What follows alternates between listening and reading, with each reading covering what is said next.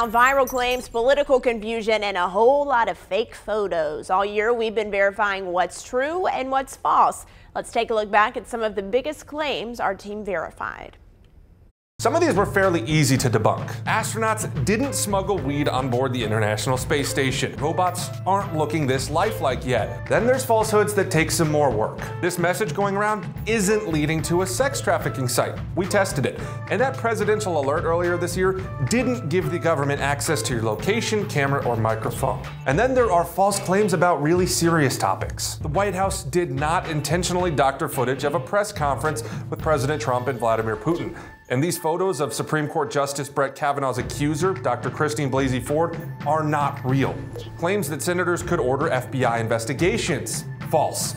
Claims that Supreme Court justices are immune from criminal or civil charges. False as well. And sometimes the most damaging claims come during the most stressful times. Dishwashers aren't a great place to store valuables during hurricanes, and hotels are not legally required to house your pets during evacuations. The airport didn't flood, and sharks aren't swarming your highways. And this pic of Anderson Cooper appearing to make Hurricane Florence look worse, that wasn't even from this year. So what's verified? Well, there are more than 370 absidies in the United States.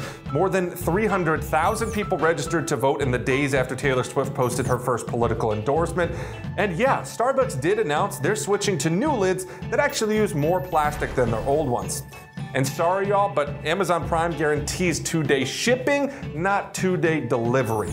Also, believe it or not, commenters online blamed the wrong gamer for a shooting at a video game competition in Jacksonville in August. Peanut butter can be dangerous to your dog if it contains xylitol. Space heaters can cause fire hazards if they're plugged into extension cords. And if a service dog approaches you without its owner, it could mean the handler needs your help. Those are just some of the hundreds of stories we verified as true or false this year. And going into 2019, we want to work with you.